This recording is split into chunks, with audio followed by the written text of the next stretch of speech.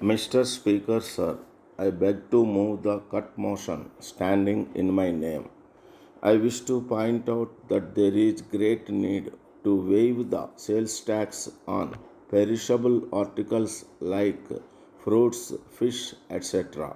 I am not saying that the government should waive the sales tax altogether, but I want that certain commodities should be exempted from sales tax.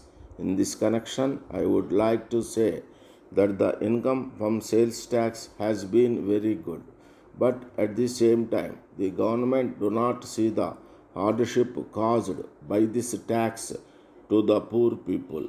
There is almost no commodity in our country that can be sold or purchased without sales tax. To that extent the government deserve congratulations.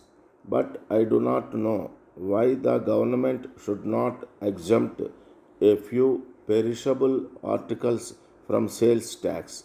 As we know, a man's basic requirement is food, and I am sure that if sales tax on food is waived, there will not be much loss of income for the government. We have no quarrel with the government if they come forward to impose a higher rate of sales tax on luxuries. There are certain luxuries like motor car, diamond, and gold. We have no objection if they are taxed heavily. The rich man who comes forward to purchase a motor car can pay a little more if it makes up the loss sustained by the government by exempting the articles that we have asked for from sales tax. So, the policy of the government must be to tax the rich more and to tax the poor less. Then I would like to touch upon the hardship caused to the merchants by the imposition of multi-point sales tax. The government have not accepted our suggestion that there should be no multi-point sale tax, and they have failed to rectify the mistakes that are pointed out by us. The whole process of taxation goes on from the wholesaler to the retailer and from the retailer to the consumer. If this is the state of affairs, the government can easily imagine the amount of hardship caused to the people. The government may come to the conclusion that at every stage of these transactions they get some income.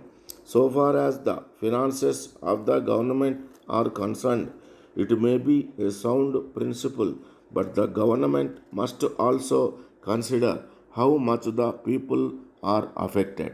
Sound canons of public finance lay down that any tax must be so collected that the people who pay the taxes do not feel any hardship. I therefore feel that every commodity that is subjected to sales tax in our country should be taxed at only one point. The finance minister was pleading yesterday that if the officials were not vigilant enough to see that the commodity was taxed at the first point, it was likely to be brought to the consumer without being taxed. But the government need not think that their officials will be so careless.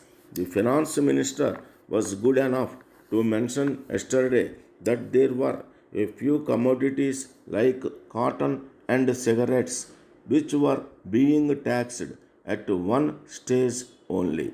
I would ask him whether these are the only commodities that go to make up the living of a man. There are many other commodities which are necessary for the mere existence of man. They must therefore be exempted from sales tax. Once again, I finally plead with the government that they should consider the desirability of waiving tax at least on perishables like vegetables, fish and fruits. Letter from Raghu and Company, Bangalore to Messrs. Rao and Company, Madurai. Dear sirs, we thank you for your order number 12 dated the 3rd August for transmission belts of various sizes, but we regret very much to advise you of our inability to execute the order within a fortnight as requested by you. We would like to inform you that an in recent months, there has been a great rush of orders for our goods, and in spite of our best efforts, we have not been able to cope with them successfully. As a matter of fact, our factory is fully booked with orders already on hand, and we think that it will take at least a month to clear them. However, we would like to point out that we are making every effort to speed up delivery of goods and in fairness to all our customers, all orders are being handled in strict rotation. We regret very much the inconvenience that may be caused to you by this delay, and we hope and trust that it will be convenient for you to allow us this extension of time in the special circumstances that we have explained above. We have great pleasure in informing you that we have already booked your order provisionally, but we would be grateful if you confirm your order on the revised condition. We assure you of our best attention at all times. Yours faithfully,